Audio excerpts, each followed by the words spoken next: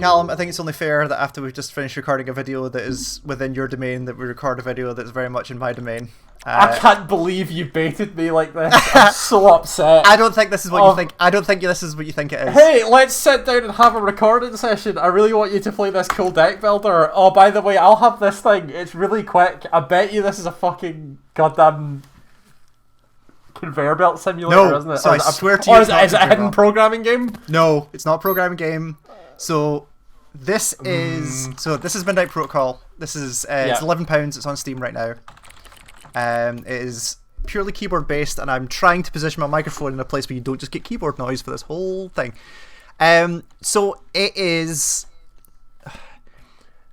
It gives off a lot of vibes of something like Uplink. Like a hacking simulator. This looks very Uplink. Except that actually what this is a game that I've had in the back of my head for a long time that I was waiting for someone to do, or I was going to do it myself.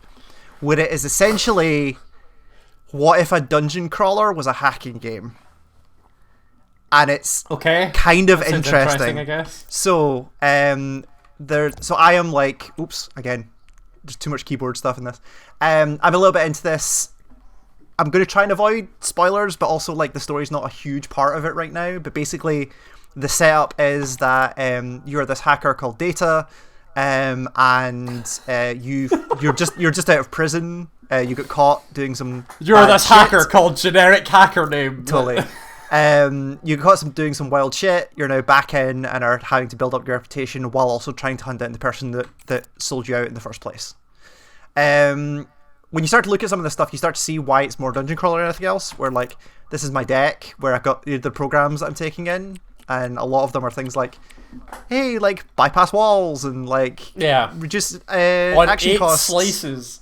So yeah, there's sliced. Yeah, we'll get to that. There's the database of stuff. Your black ice, is that? That's where your black ice lives. Okay. Still not hacker chess. Yeah, so like. This was the bit that reminded me a lot of like Zack-like games like Shinjin.io and stuff like that, where like, hey, there's a whole other puzzle game in here. Oh my god! That somebody has built. I haven't touched this shit yet. I have not got there yet. Also, like, there's obviously some secret shit because like I don't know what this does yet. I have absolutely no idea. Sure, yeah. But yeah, so the kind of main flow of the game is you'll get emails through with jobs. Like, you're basically like a freelance hacker. So like one of the jobs I got at one point was Gareth DeVille. No, what's that guy's name?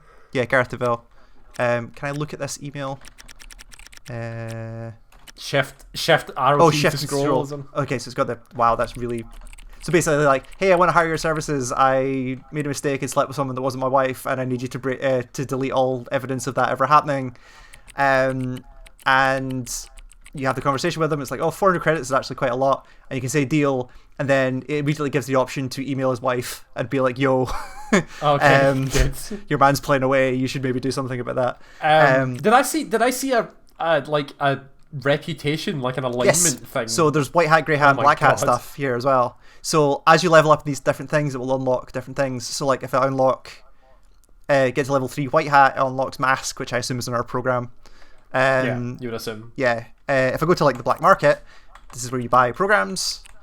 I haven't unlocked any hardware yet, and then there's these challenges which are literally like, if you pay 30 credits, you have a challenge that will give you grey if you do it, and it's like, use a jackhammer to destroy 3 pieces of ice in a single mission. So it's like other challenges that you do during like miniature challenges or whatever. Yeah. So we'll just jump into something.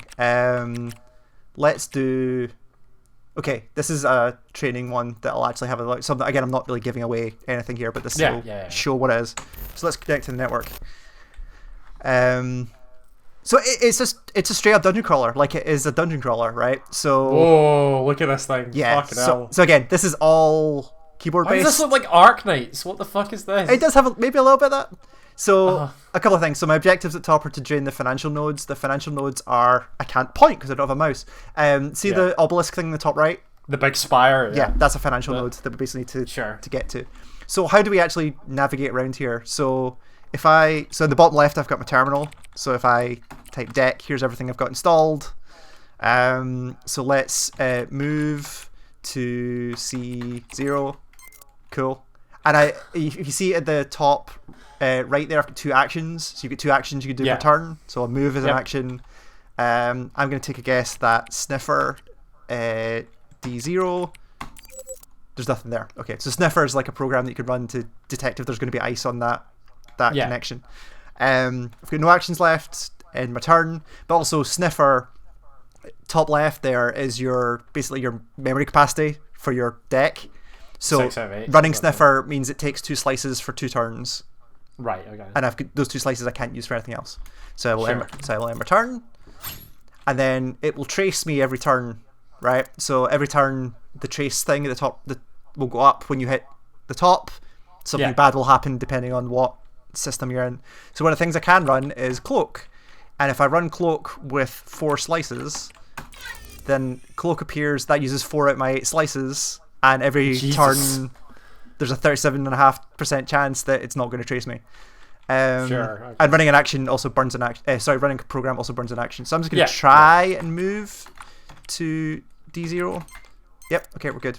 So stuff like this you get. So different nodes have different stuff you can do on them. And they're all just using this interface thing. So this is a data bit. So if I end a turn, it'll try and trace. Okay, it did it. If I interface to this node, so that's my 2 turns, so I've got my 2 slices back from Sniffer. Yeah. So if I interface with this, I've done this already, so I've got the data. But you basically pull data out of this, and it's like emails and story stuff, and some of it is like story specific stuff that you use in other places. These are your chest in the dungeon. Yeah, kind of, yeah. Move to F0 again. Like it's got autocomplete, like it's got tab completion, like you would in a terminal. Yeah. It's handy. Okay, so I didn't sniff that one. And there was some ice on the way between that, like the noose. So the noose deletes all your running programs currently, including my Cloak, which is now gone, and consumes 3 slices of memory for 3 turns, which fucking sucks. Yeah. Okay, so now here, and it's got 75 credits worth of stuff to take. So did I take my... I didn't take my leech, so I need to interface here. Well, actually, I now need to... So this is the thing. Since you've only got 2 actions... Interfacing is an action, but also I can bring my Cloak back up, but that costs another action, so I might just do that. You didn't say. Well, yes. Well, also, slices. Well, you don't need to. By default, it will just take as many slices as it can. But the noose is like all the I'll show you when we get back to the black market. But every program has like traits or like what type of program it is. And you can only run 1 per type at once. So the noose takes the part of a stealth program, so I can't run any more stealth programs until the noose is done. Okay. So it fucking sucks. Is that the color? Is that the color? Is that the? Yeah, it's color. Is part of it. The same as Cloak. So I'm going to take that, and I'm going to end. I should be okay. And then I can just call interface, and let's take some of that, and I'll move on. This is such a you video game, right? Fucking. But again, like I've been in the back of my head, I've always been thinking, like, why has nobody made like a rogue style dungeon crawler hacking in a network, right? Like I know that Uplink added something, like their LAN system was basically this for a while, where it was like this kind of like node jumping, like stuff will happen as you go around thing. Can I get anywhere else? Oh shit, I just hit end rather than do anything. So one of the things I can do if I go back home to A0, one of the things I can run here is interface, and it'll just knock 3 off my trace, which is useful if you're just kind of, if you're starting to hit your limit. Your limit. Yeah. There's also like a chat window in the bottom right, which I haven't had a use for yet. Like, I don't know what that does yet. There's a chat window there. I assume people start talking to you at some point. I assume so, but I haven't quite got there yet. What is that? I haven't seen that before. C4. An ID left behind. I have no idea what that is. We're about to find out because I'm not particularly bothered about this. So this is a virtual network, so it's like a training thing that you can run multiple times. Yeah. And it's like kind of a high score thing as well, where it's like the better rating you do. Oh shit! Okay. Firewall.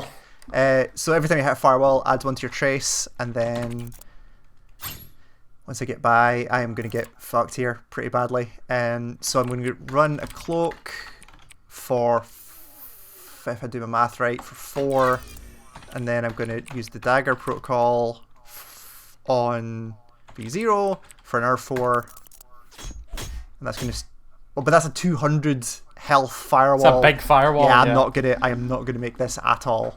So anyway, so I'm just gonna exit out because that shows. Oh, also that's fucked me a number of times. The exit command is an action. Is an action, and I've done it a bunch of times where I'm like, so shit. if you need to dump out of the network, it costs you an action. Yeah, and especially if you don't plan ahead enough, like, yeah. So yeah, and you get like, hey, I've got some credits, and you get a rating and all this kind of stuff. Cool idea. It's a super cool idea. The story is actually super interesting. Where like, hey, this is not a spoiler if you ever played one of these games before, but like, hey, there's a rogue hacker that starts to fuck with your terminal at points and that kind of stuff. Like you get mission logs. So again, this is what I was saying. So see with like Cloak, it says like it's stealth. You can only have one stealth program active. Breakers fight ice. The tunnel lets you bypass some ice. It's stealth program. It's hard coded, so you can't change the number of slices it uses.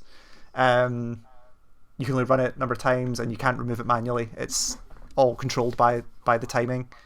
So yeah, and like the slice management stuff becomes interesting. Where you're like, okay, I need to just fucking break this wall, so I need to decloak myself to get those slices back. Really hammer this thing with the dagger, and then quickly decloak and move again. Yeah. There's a mission where they've introduced the mechanic of like sysops, who are basically like AI programs that run around and try and find you in the network, which is pretty good as well, which is interesting. There's a straight up intranet as well, which is like a search thing, which they haven't done a lot with yet, but it's like you can look up a company and it'll give you a bunch of information about that company that then play into the stuff. So could you like learn about their network? Yeah, so you do that. So one of the missions I did was like, hey, you distractions. That's a good thing for side missions. One of the things you can do, one of the missions I had to do was like, okay, I've got a mission to go in to a place, so you can just immediately dump into the address and start going, or you can do some scouting around. You're like, okay, they work for this company, so you search this company. It's like, oh, they've got some contact emails on this thing.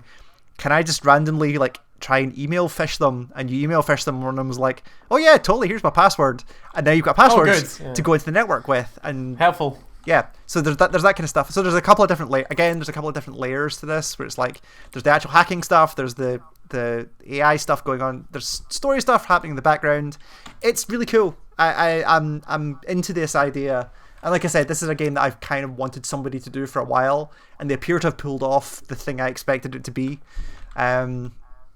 It's a cool idea. It's very cool. Yeah.